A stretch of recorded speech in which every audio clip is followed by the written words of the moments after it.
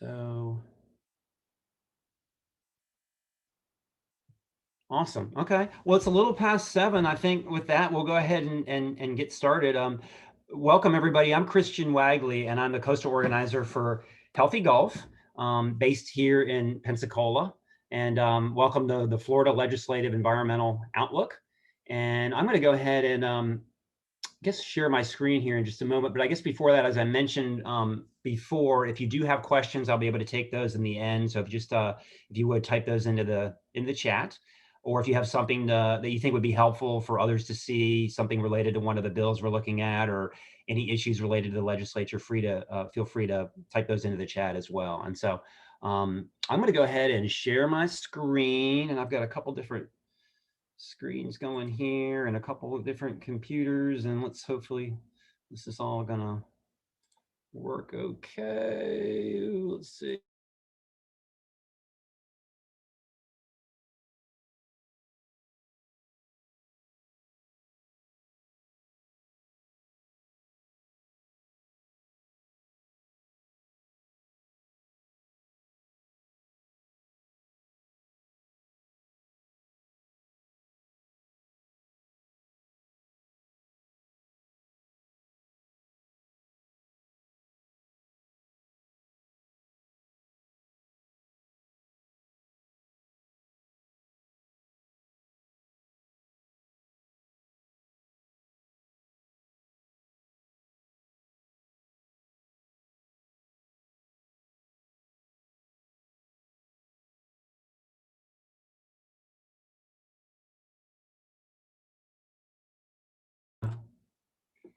Oh my God.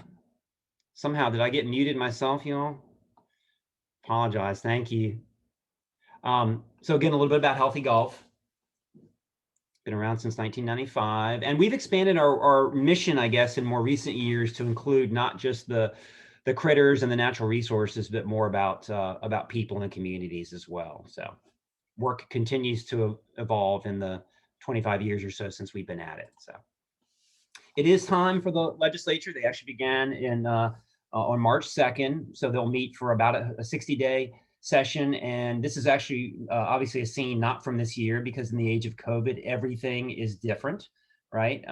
They are requiring that masks be worn, and there's real restrictions on access to state facilities that are in Tallahassee. It does present some real challenges. It makes it difficult for the public to interact. It makes it difficult for us to see our legislators and interact with them and attend meetings. You actually have to go for the most part to the Tallahassee Leon Civic Center and actually participate in meetings there remotely. So a few blocks away, you actually can't be in the meeting room for the most part. So it's very restricted this year. It's hard to meet with legislators, but the work of government goes on, and we've got to do our best to certainly have an influence on the policies. I go over normally every year and bring a group from here in Pensacola and meet with our local legislators, as we did about this time last year, right before everything. We were there just before everything broke, and I guess it was mid-March last year. So we'll miss the opportunity to do that this year, but do our best going forward. So you always want to know when you're working with a group of folks, you want to know who they are, more about them, right? What are their sensibilities?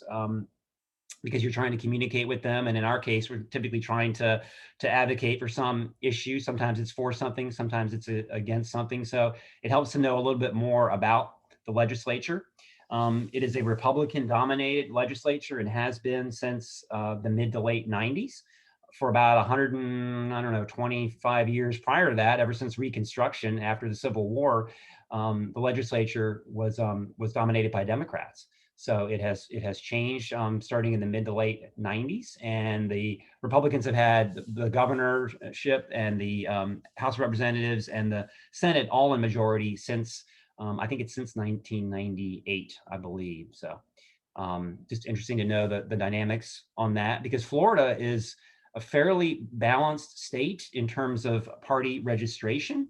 The Democrats have long held a majority for many, many decades. That majority is shrinking. Republicans are gaining registrations, but then interestingly, the biggest number of new registrations is actually coming in no party affiliation. So people that don't want to be part of either party, which allows me to get in a nice little jab at both parties. because it's a good chance to remind you all that I work for a nonprofit organization. And so we advocate on issues, but we don't advocate on anything partisan, right? We don't advocate specifically for Republicans or Democrats. We don't advocate specifically for or against particular candidates, but we do advocate on the issues, right? And those of you under 30 years old probably don't even know who Bob Hope is. I remember him as a kid. He was around. And being a comedian is good for your health because, look, he lived to be 100. So that's a good thing. So. A little bit more about the legislature. It is also a male bastion. It's definitely dominated by men. And I know this is something that you see typically around the country. And I don't know the numbers in other state bodies or how typical Florida is, but it is definitely dominated by men. Again, the state, right, in the United States is roughly balanced between men and women. I think Florida is 51% women. So you can see where the legislature does not necessarily reflect that. So, but again, it's just good to know more about them and kind of who we're dealing with when we approach them on the issues. So just jumping into to some of the specific bills and some of the specific issues. The issue of climate change and resiliency and things like sea level rise, it's something that we really hardly would have been talking about in the legislature just a few years ago. If you all remember, Governor Rick Scott forbade even state agency staff and others from even using the term climate change. That has loosened up, thankfully, somewhat. And the Republican-led legislature last year, for the first time, really kind of dipped their toes in this issue. I say dip their toes because they just kind of got into it a little bit by passing a bill that requires now that a sea level rise impact study be done on any projects in coastal areas where a project like a road or a building could potentially be impacted by rising seas at some point in the decades ahead. So it's kind of from the fiscal responsibility standpoint, so that the state wouldn't spend money on something that may end up having water lapping at the edge of it in just a few years. So, but there are a number of bills along these lines on these issues introduced again this year. Many of them may not likely advance, but I wanted to cover just a few of them that we're watching. And again, there's like 3,000 bills that have been introduced. So we're just going to talk about, just a few of them. And even among environmental bills, there's a lot of bills that I'm not going to be able to talk about tonight either because they don't have a chance of moving or they're not quite as part of the core issues that we're watching for Healthy Gulf. So there certainly are others. But one of them that's very important is a preemption bill. And I think if you all have been following the legislature in recent years, you've learned more about the term preemption. So preemption is when the legislature in Tallahassee, in this case, preempts the local government, say a county or a city, their ability to regulate something, whatever that may be. And it's not something that I ever really heard much about at all. The first preemption bill that I can even think of was probably in the early to mid 2000s. I want to say around 2007.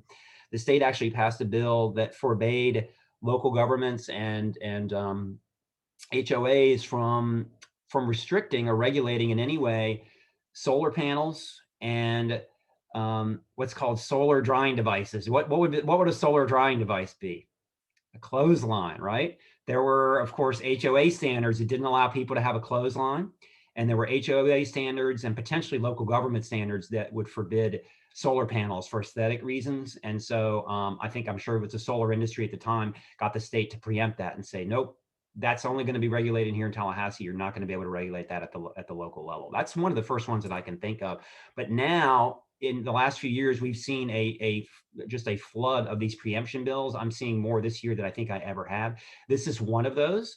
A number of cities around the country and in Florida, I think 170 cities nationwide, and 11 cities in Florida have set actual renewable energy goals to have 100% of their operations running on solar or wind by a certain year. And in Florida, that's typically 2040, and I think it is for most others as well. We know that climate change is the epic challenge of our time. We've got to transition away from fossil fuels. That transition is well underway. It's only a question of how soon we get there, and we need to do everything we can to accelerate that change. This bill would say that those 11 cities in Florida that have already set those goals and are working toward that, it would also retroactively remove their ability to regulate greenhouse gas emissions and to move toward clean energy. So it really would be would be a devastating, have a devastating impact on that. I put a little arrow in there under the HB 617, and these are, you see the Senate bill on top, the House bill below. The little arrow going up means that the House version is moving. So I've tried to follow as much as I can a lot of these bills and see, because some bills are not going to move. But this one is moving so far. I know our organization and a lot of other organizations are going to be putting a lot of work into rallying against this bill, because it would really limit our ability to move forward on these clean energy goals that really relate to so much of the air quality, water quality, public health, environmental health, all the good reasons why we need to move to clean energy. So unfortunately, that one is moving a little bit so far. So one that deals with more of the shoreline issues would actually, in Florida, it's very, very difficult to get a permit to build a seawall, rightly so, on an open ocean or open Gulf of Mexico shoreline along a sandy beach. They do occasionally get permitted, especially in emergency situations after storms.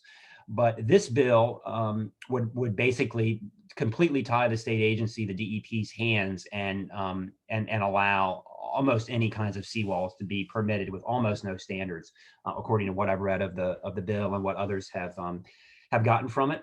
And this apparently, what's driving this bill is there's a I think it's a homeowner or multiple homeowners in Volusia County down in Southeast Florida that have wanted a seawall in front of their homes, and the state DEP has been turning them down. And so they have been successful in getting this bill brought into the legislature, and it is so far moving, at least in the House of Representatives. So that's unfortunate. That's a bill that we've weighed in on already with a group letter, among others.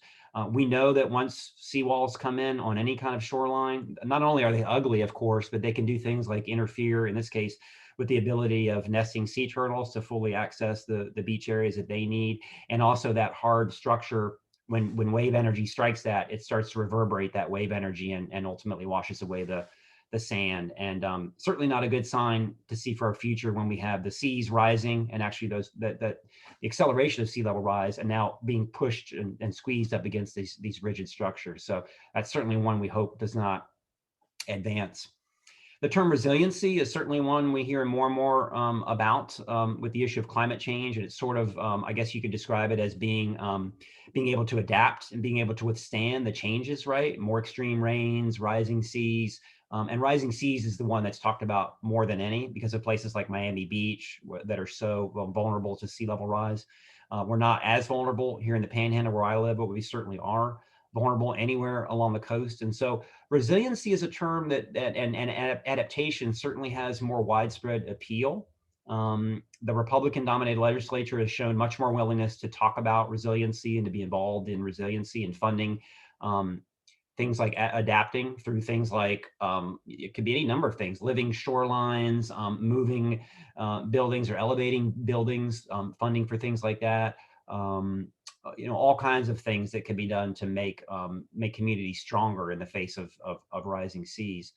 But there's been certainly an unwillingness to deal with what actually causes this. What causes this is the burning of fossil fuels, coal, oil, and natural gas. And that issue is much stickier for the legislature because of the power of the industries that sell those products. And so that has been a much tougher sell. This bill does not have a House companion yet, but there is also already a resiliency program in the Florida DEP. I think this would just create a larger, more unified effort statewide to coordinate that work. But so far, there's only a Senate bill and nothing in the House. So the energy issues certainly relate back to climate change, since it's the use of fossil fuels for energy is the main driver of climate change. But another example of a preemption bill is one that was prompted by a couple of large proposed fields of solar panels, utility scale solar, that was proposed by, in one case, it was, I think, Florida Power and Light in Central Florida, and up here in the Panhandle Gulf Power, which is now owned by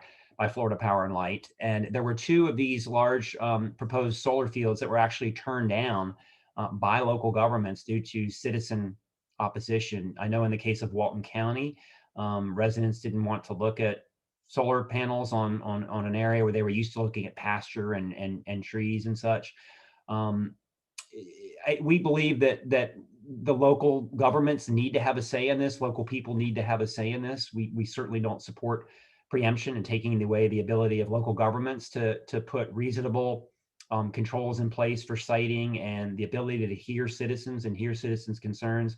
But I will add a caveat to that, which is that there are going to be more fields of solar panels in Florida, much more, and it's going to create some sticky situations because I understand where we would prefer to look out at pasture as opposed to or something more natural as opposed to utility scale solar. But unfortunately, so many rooftops in Florida don't have the right orientation and are not right to accommodate solar panels. Many do, but the forecasts for 100% renewable energy in Florida that I've seen show that about 2/3 of that in the future will probably come from utility scale solar like this.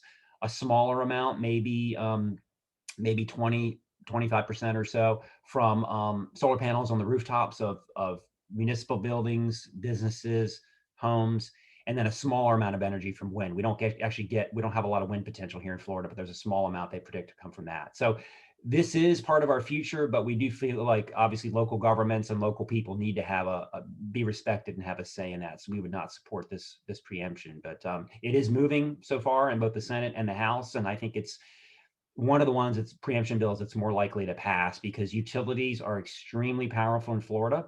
They have great influence. They're some of the most generous givers to campaigns. They are able to influence policy with money, and it's certainly legal. It's part of the system that we have. So I expect that this may very well advance into law. So another one dealing with renewables, and it's not a huge bill, but it would actually add landfill methane gas as a form of basically renewable energy. Landfills generate methane, part of the decomposition that occurs in the absence of oxygen. And most landfills, they've tapped into that. I know here in Pensacola, where I live, the landfill for years, it's been over 20 years, they've run that landfill gas over to the power plant and they use it there. So it's a great setup in that sense. But it's not renewable, right? Landfills are not a renewable thing, and they're not going to be there forever. There's not very many of them. You're never going to replace the amount of gas we get by drilling. And most natural gas in this country comes from fracking, which is a very destructive process. And that's most of what's running Florida's energy now is natural gas. But landfill gas could never be renewable in the sense that there's enough of it generated from this. And this is not a source that you would think of as renewable, dumping garbage in a hole. The U.S. Department of Energy is the ultimate arbiter of what's renewable, and they have long held that there are only 5 sources of renewable energy. That's wind, solar, geothermal, water, and water can take the form of either a flowing, stream or river, or it can be, tidal energy. And then the 5th source would be biomass, which is one that's a little stickier because some sources of biomass are really not maybe not renewable because of how long it takes to grow trees back or certain crops and things. So, but there are five forms of renewable energy, and gas from landfills is certainly not one of them. And so we would not support that. This bill here, SB 720 and HB 283, is the most far-reaching of all the energy-related bills, at least on the good side of things. This is one that would actually bring Florida in line with 37 other states that have renewable energy goals in place at a state level. I think there's 30 states that have what's called a renewable portfolio standard. And under that, what states do is they tell the utilities you must generate a certain amount of your electricity from renewable sources by a certain year. And it's certainly reasonable to do that, not only because we've got to transition to renewable energy, but the people of these states, we grant these, especially these monopoly utilities, we grant them a monopoly, and in return for that, they need to provide a certain return back in terms of not only providing electricity, but electricity in a way that meets the larger needs of the state. And one of those larger needs is to switch to the renewable forms. Now, unfortunately, when you look at the map of which states have set renewable energy goals statewide, there's a big missing spot in the Southeast. Pretty much every other state in the country has adopted these standards, but not in the Southeast, including Florida. So this would indeed do that.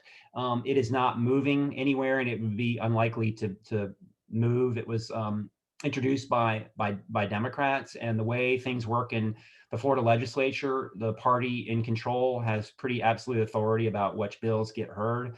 A little different than in that in Congress and maybe in other state legislatures as well, but it's kind of an all or nothing proposition. So this is unlikely to advance, but I think that it's important to understand that even great legislation and anything great in the world, a lot of times you have to move it forward multiple times over many years before eventually the situation is right. So I would expect they will continue to introduce this every year until we can get to the point where it is able to advance, because we absolutely have to move to the renewables. Another one that I've been following closely and been real excited about and was introduced last year and did not go anywhere. But this is SB 1718 and HB 1611. This would make it legal to do what's called a purchase power agreement, or PPA, but for schools only. So, power purchase agreement. A power purchase agreement is legal in most states in the country, but Florida is not one of them. A power purchase agreement is where a solar company can come to you as a homeowner or a business owner or even a local government or a local school district and say, we will put solar panels on your rooftop at no upfront cost to you, but you will sign a long-term deal with us to buy that power back from us over 20 years or whatever the case may be, the power that those panels generate. And people are doing it because it's a great deal. You don't have to come up with the money on the front end, and they're saving a huge amount of money over paying all their utility charges to their local utility. So it's really driven the growth of solar electricity in other states, but not in Florida, because Florida so severely restricts it. They basically treat you like a utility. If you want to do that model, the company that would provide those panels would basically have to operate under the same laws as a utility. And nobody's going to do that. It can't happen. So it will not happen in Florida until the law is changed. And this bill would open that door slightly by only allowing it for schools. School districts are always strapped for money. They need more money for teachers. They need more money for new schools.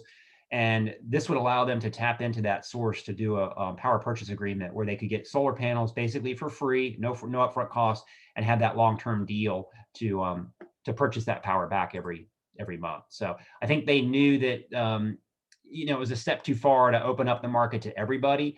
So starting with something that's very wholesome and appealing like schools. I mean, like, who would be against schools? Who doesn't want your local school district, right, to have more ability to fund the things that they need? So that's where they started with this. There's some hope from Georgia. About a decade ago, Georgia had similar restrictions to protect their monopoly utilities, and it was a coalition, interesting coalition. They ended up calling it the Green Tea Coalition because it was Tea Party people who wanted to open up the marketplace. They wanted the free market. And it was environmentalists from the Sierra Club. Those groups came together to change the law in Georgia to allow for those power purchase agreements, or what they call third-party sales of electricity being sold by an entity other than a big utility. So a little bit about some of the water quality bills. One that so far does not have a House companion, but it's one we're following and we would certainly support, would require utilities, that have wastewater treatment plants that exist in every, and certainly in every municipality around the state of Florida, to get their discharges out of surface water. So over the years, that has happened some. It's happened slowly, where the big pipe from the wastewater treatment plant that goes out into the local river or bay or sound, eventually they've been doing, especially for reuse, trying to put that water into either reuse or in some cases putting it on spray fields, but applying it on land as opposed to directly applying it to water.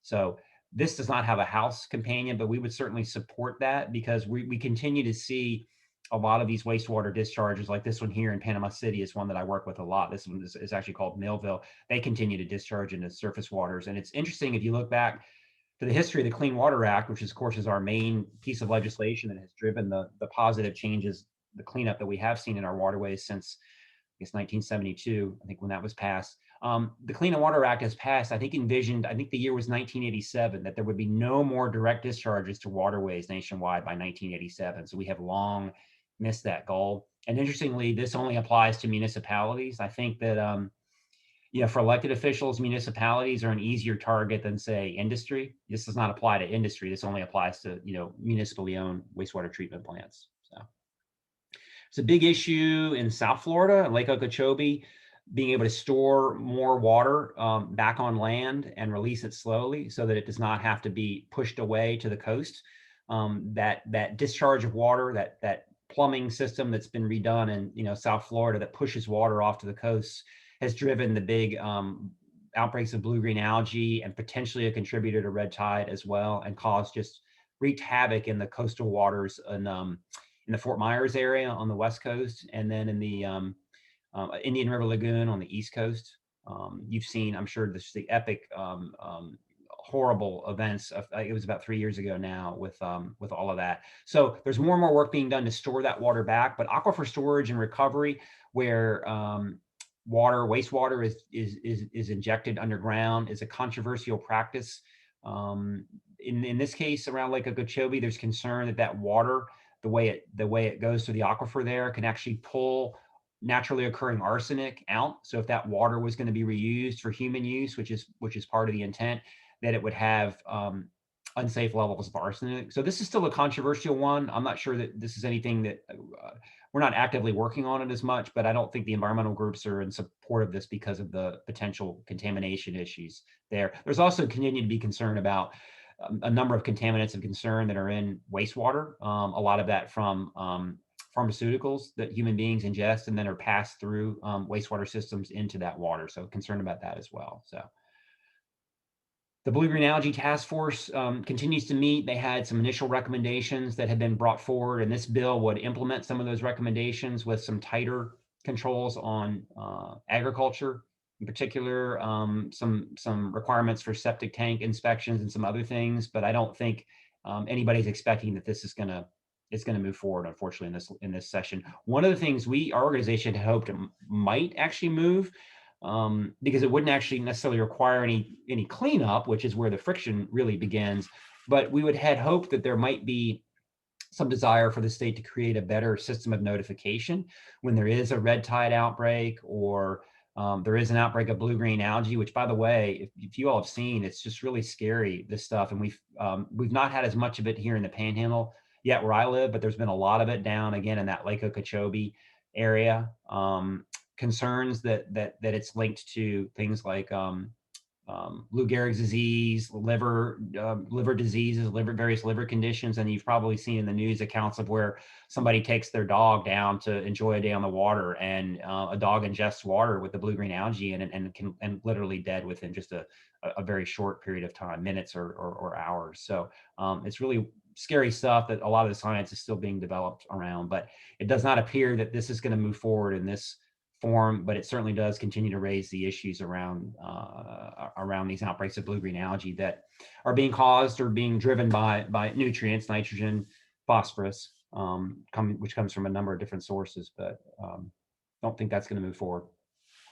Growth management, kind of land use issues. One of the really big ones that you all probably have seen in the news, and the committee's been meeting this past year, is this MCORS. It's oh gosh, isn't that funny? I can't think of the acronym stands for now, but it's Regional Economic Significance, multiple corridors of regional economic significance. I believe that's the case. And you can see on the map there were 3 main areas that they've looked at. This was really a pet project of the Senate president at the time. I think that was Bill Galvano. These toll roads were not ever part of a plan. They hadn't been studied. They hadn't been part of the normal state process for figuring out demand for where new roads go. Tremendous concern that this would cause a lot of new growth, sprawl out into some of the best remaining natural areas in Florida, including habitat for the Florida panther. Strikes from vehicles is one of the greatest threats to Florida panthers, and that fragmentation of habitat that happens from roadways. So that was a huge concern as part of this. The environmental groups and community groups really turned out during these meetings, and a lot of local governments, a lot of these counties that these roads would go through, came out strongly against these roadways. So there are a couple of bills that would repeal the MCORS, and the fact that with COVID, the state's budget's a little bit smaller now, that may help it as well, because this is a huge, I forget how many billions they would spend on this.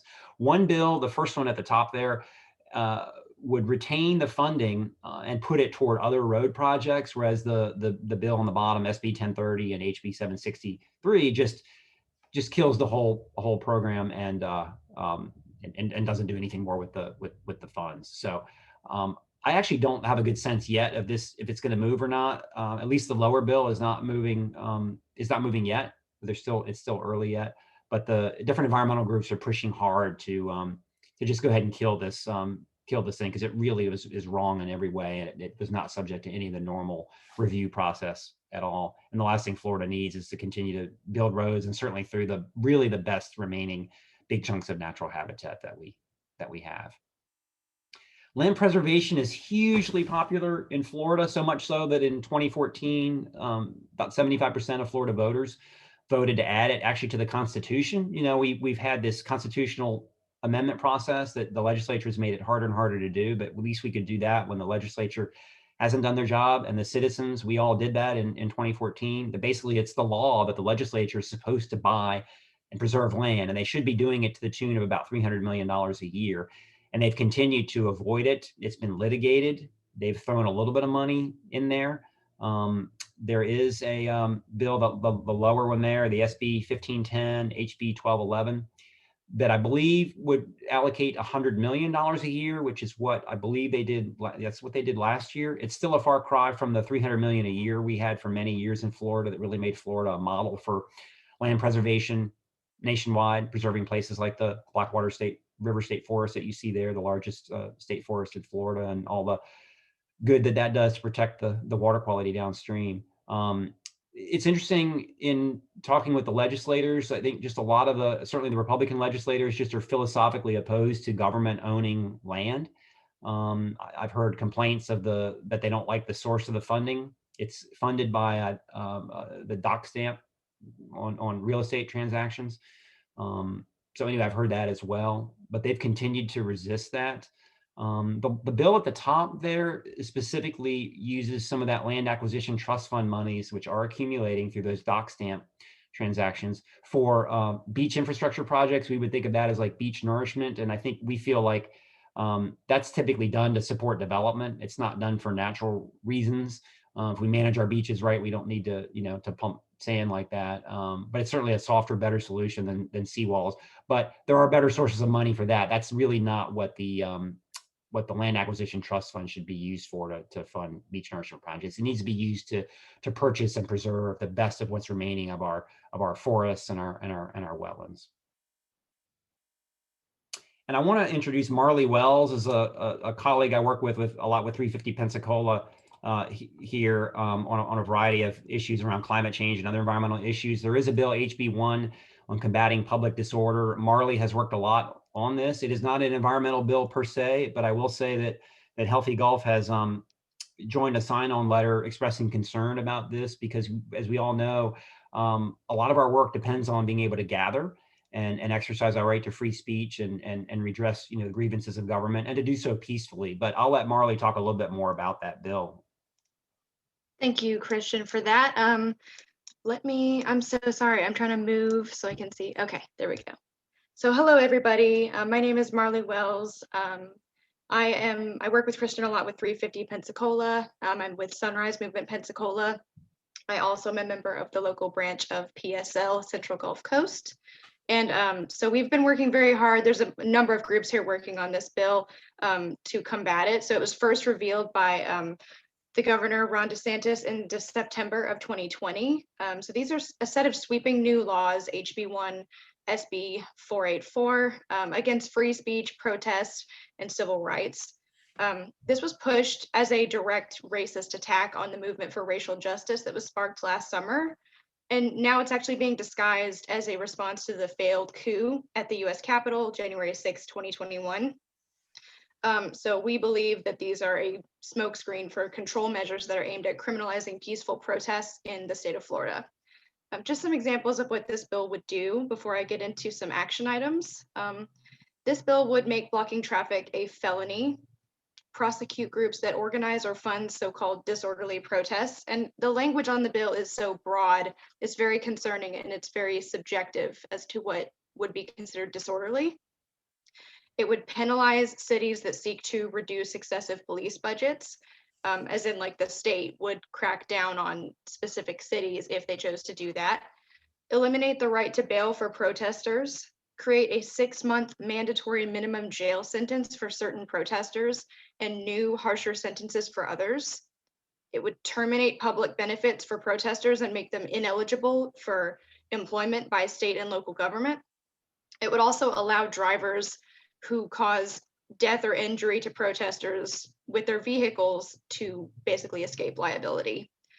So this law would make protesting in Florida very risky and severely harm the lives of many who continue to exercise their constitutional rights.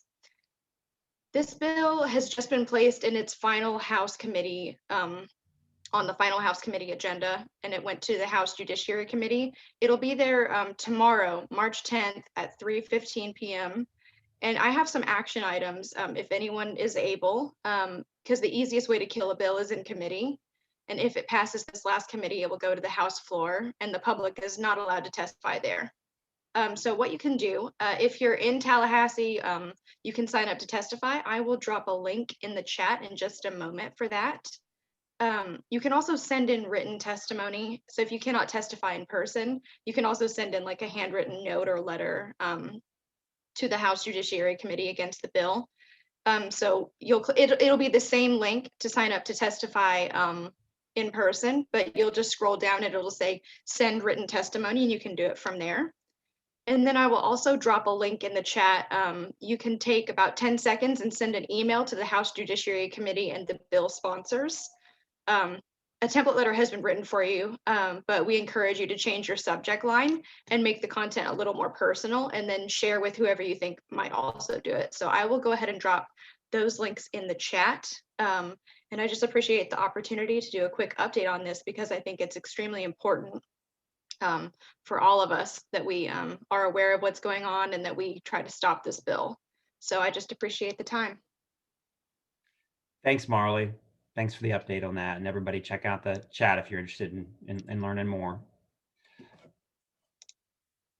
I do want to just outline a little bit about the governor's proposed budget. Now, this is what's proposed. So the legislature was obviously the final decision maker on that, but he's proposed a record budget, actually several million or $1 billion more than last year, which is interesting because part of the narrative has been that the state is short of funds because of COVID. Some of the normal sources of revenue have not been there, but he proposes maintaining the fairly high amount of funding for Everglades restoration, which is incredibly popular in Florida and has been an issue for many, many decades.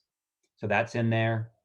And then interestingly, again, I talked to you earlier about the resiliency, and that term being something that that can garner support from a wider range of Floridians. I mean, how can you ignore when you're watching the shoreline go underwater or seeing stronger storms hit our state? So he's proposing a good deal of funding over several years. It's quite a bit to better prepare the state for the impacts of climate change, which really, I mean, you could argue it'd be pretty irresponsible to do anything other than that, but we have avoided doing that for many, many years now. So that's in the proposed budget as well. Unfortunately, he's proposing a cut to the land acquisition budget, half of what it was last year, so only $50 million. And again, this is something the citizens put into the state constitution, and there really shouldn't be any debate about it, but it continues to be an issue. And I think we've learned that the legislature does not like it when anybody else tries to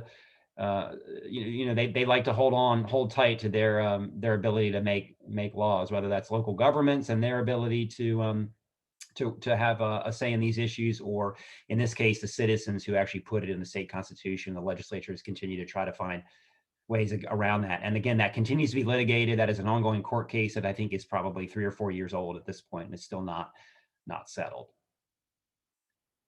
A couple of just tips and additional information on how to engage. You can sign up on both the Florida Senate website and the Florida House website to get updates. You just go there and type in tracker or search for tracker. It'll come up pretty high on both of those websites. You can sign up to get updates on specific bills and track them that way. If you're not sure who your legislators are, you are represented by wherever you are in Florida, by a state senator and a member of the House of Representatives, State House of Representatives. You can go to this openstates.org website and just type in your address there, and it'll tell you exactly who your legislator is. And then a really good source of information, they're tracking it more closely than we're able to, is as far as environmental legislation in the legislature, and they give a weekly update. sccf.org. That's the Sanibel Captiva Conservation Foundation. They do a really good job of tracking the legislature and providing a weekly update. So you can go to their website and click on, I think they call it Legislative Tracker, and it'll take you to a spreadsheet there, and they update that every week. So that's really useful. 1,000 Friends of Florida is another good one. I forgot to add them on here, but they're another good one that is tracking the major pieces of legislation as well. If you go to their website, you'll see that right near the top. So, and then for us, as far as Healthy Gulf, if you don't already receive updates, you can receive occasional emails from us updating you on various issues related to the Gulf of Mexico and our waterways and communities along its shores. And encourage you to go to our website, healthygulf.org. You can sign up for updates there. We'd love to have you, and love for you to consider being a member as well. But at least getting the updates would help you get involved in the work that we do, and the collaborative work we do with so many others. I don't have any magic answers for how to make change, but I know one that works really well, and that's this: endless pressure, endlessly applied. I have a card in my wallet that was given to me at a training session that I went to about a year and a half ago. Really immersive experience with Patagonia, the company that you probably know of, that makes clothing and has a real environmental responsibility and really gives back to communities and funds a lot of conservation work. And I was lucky to have a scholarship to attend one of their sessions. And Brock Evans was a featured speaker and a long time at the event, and a long time employee of the Sierra Club in Washington, D.C. and on the West Coast as well. And it's true. If you can you keep showing up at the meetings and you keep writing those letters, it takes a lot of time. And, if you get worn out, you got to take a break, because ultimately you got to take care of yourself, but it does work. Just continue to show up, continue to talk to those legislators every year. I know that every year before session, I make an appointment and I go in and see my local legislators here, and make it a point of doing that. Make sure they see me every year, and I bring forward the issues, and just continue to do that every year. So I encourage you all to do that as well. With that, I'm happy to take any questions if anybody has any. And I've been doing multitasking, too many things going on here, and so I'm looking to see if anybody had any questions. Yeah, I missed that I was muted in the beginning. Sorry, you all. I guess trying to do 10 things at once, I can only do 9, but thanks. Just seeing if there were any other questions in here.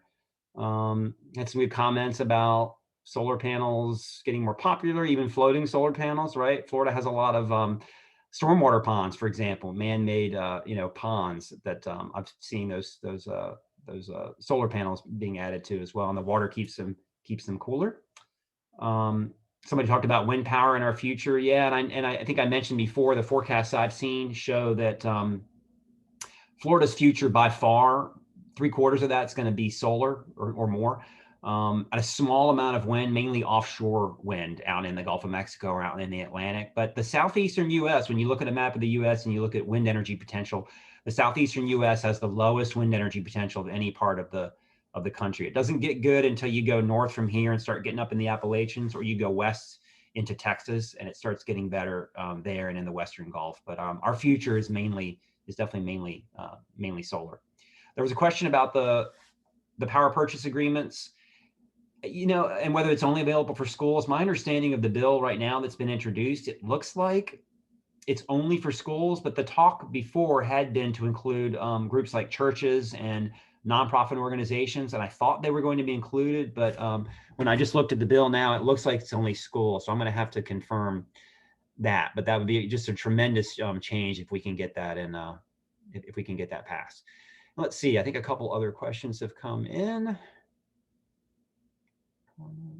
Oh, somebody did post a good link to floating solar panels down in Orlando. Orlando is one of those 11 cities in Florida that does have 100% renewable energy goal, and they're being very aggressive in moving forward with their work. And I think one of the schools I showed in one of the photos, one of the slides I had, was a school in the Orlando area that the whole rooftop is covered with solar panels. And we all know that most of the schools are have these large, typically flat roof, not always, but typically a flat roof, but certainly they typically are not shaded. So it's just tremendous potential for solar energy, and that would be great to make that available to local school districts that are always struggling with funding. So question about recording. I did record the video this evening, and I will I will make it available on our YouTube channel, or then and I can follow up with a link to anybody that that asks about that, so you can go right to it. But you should be able to go to YouTube in a few days. I'll have it posted and do a search for it. But if you have any trouble finding it, let me know. Again, the session ends the end of April, so you know, we have a fair amount of time left to go. And I hope that you all, if you haven't already, that you'll get engaged in the process, maybe follow some of those links that I gave for 1,000 Friends of Florida and SCCF to be able to track and follow the legislation more closely. Certainly some of the larger bills our organization will provide updates on if you do sign up for our updates at healthygulf.org. And if you haven't already done so, I mean, the simplest, easiest thing is to write an email, just an email to your legislator. And you don't even have to necessarily express support or opposition to a specific bill, but just tell them that you, whatever it is, you want clean water, you support clean energy, renewable energy, whatever the interests are, the issues are that interest you. They need to hear from people, and especially they need to hear from people who are, you know, are sending a personal email. A lot of our organizations, and including ours, a lot of times we have the form emails that sometimes people just send those in, and that's not as effective as a true email that's written in your voice, in your words. So we encourage you to do that. And you can also pick up the phone. I know in this day and age, with all electronic communication and everything, we've gotten into that more, but you can at least get a live person on the other end, typically with a staff person in one of their offices, and make your voice known that way as well. So I encourage everybody to at least do that, and call in or email in your support or your opposition on whatever the issues are that affect you. So I think that's everything. And I'm sorry about the you know, little mess up in the beginning with being muted, but anyway, I appreciate, I need to get some other fellow staff members to kind of help me with administering so many moving parts on all these calls, but I really appreciate all of you. You know, it warms my heart to see so many folks on the with us here this evening. And then I know a lot more are watching on Facebook as well. And I hope you all have learned something. My email address, again, it's christian@healthygulf.org. Please reach out to me if you have a question or a comment on anything, and I'm happy to try to help out. So, but with that, I think I'll bid everybody farewell. You all have a lovely evening and enjoy this spring weather, and please get involved in the legislative process. Endless pressure, endlessly applied, right? It does make a difference. So thanks again, everybody, and y'all have a great night.